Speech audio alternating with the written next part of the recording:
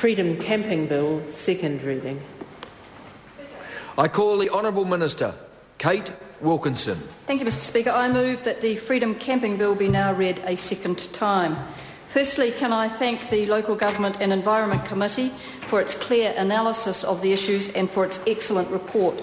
I also want to thank the committee for reporting back a bill that will protect our environment and ensure New Zealanders and visitors to New Zealand can enjoy the freedom to camp, while enabling local authorities and the Department of Conservation to better manage freedom camping for everyone's benefit. Mr Speaker, I agree with the changes the committee has recommended. Some submitters were concerned that the bill had the potential to catch out responsible campers or allow local authorities to issue blanket bans across their districts. Both these concerns have been addressed. This bill's default position is that freedom camping is allowed on public land subject to the Act.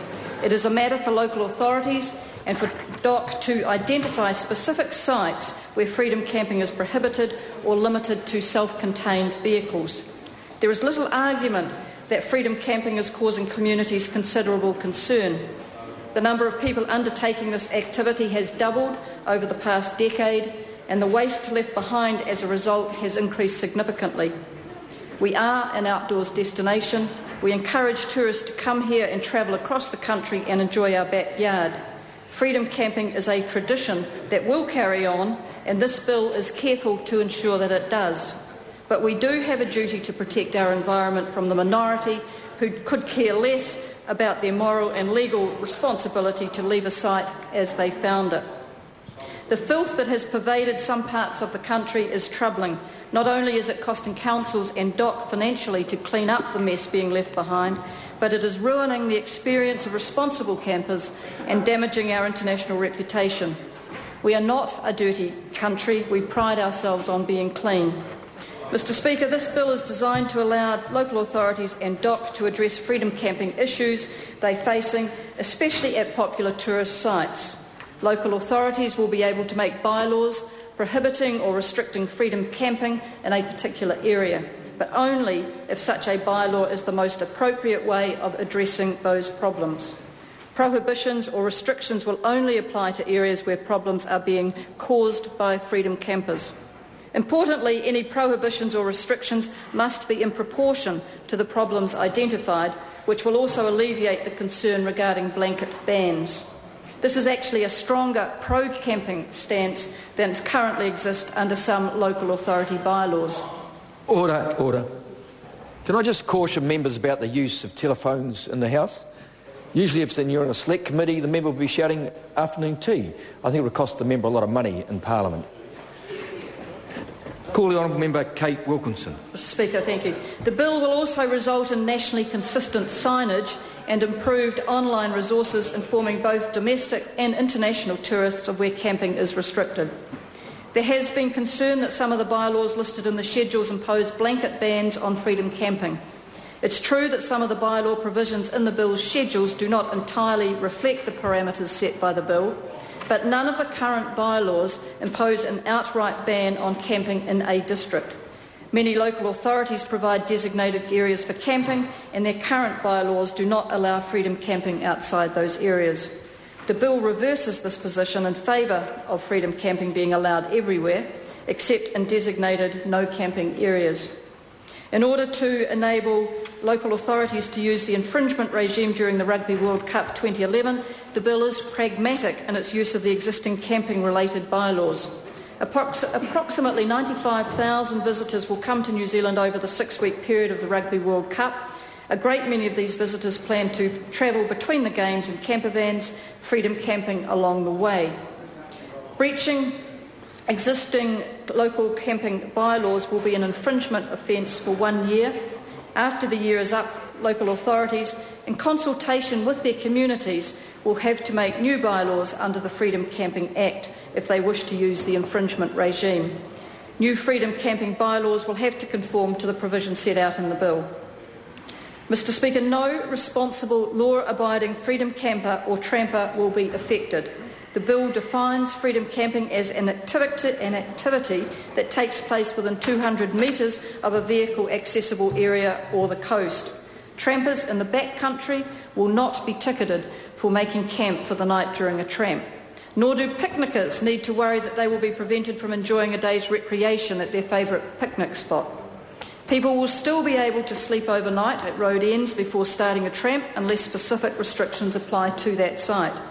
There are already some restrictions on camping near the start or end of some of the Great Walk tracks, and these have not created problems for legitimate users. The committee has also specifically reinforced that tired drivers will not be fined should they need to take a few hours rest on the roadside.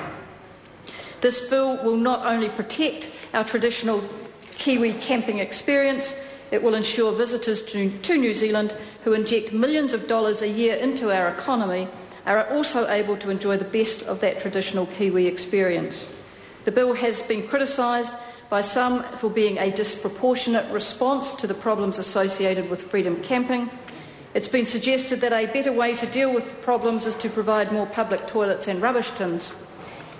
Local authorities and DOC have found that other tools and methods of management are either of limited effect, do not have teeth on their own, or have negative side effects.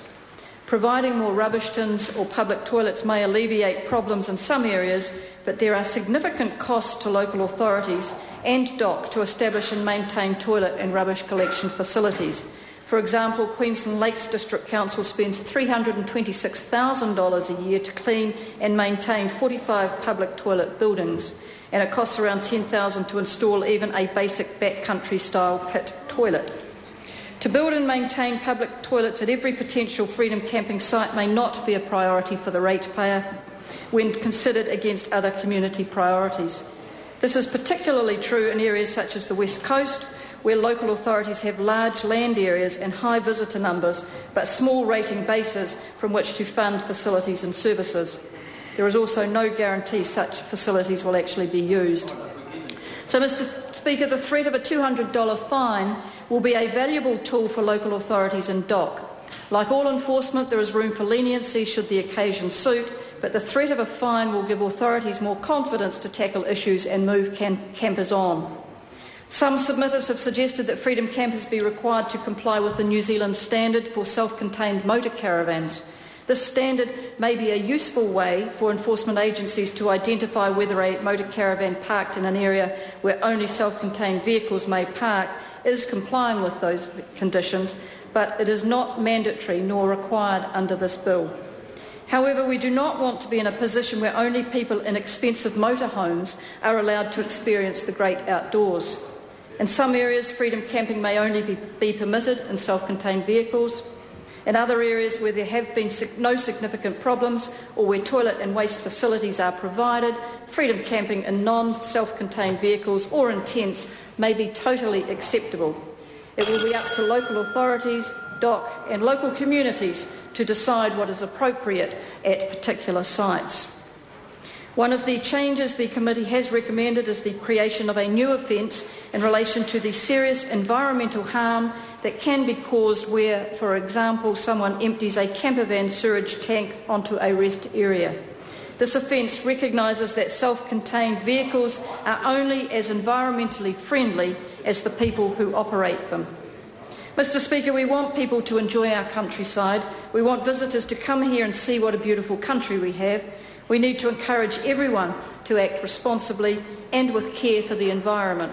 And when they don't, we need to make sure local authorities and DOC have the tools to deal with them. This bill enables this. So finally, Mr. Speaker, I want to thank again the Select Committee for the excellent and prompt work it has done on this bill. There were many passionate submissions, and the report shows the committee has been attentive in listening to submitters. The changes will help significantly in achieving the bill's intentions, and I commend this bill to the House.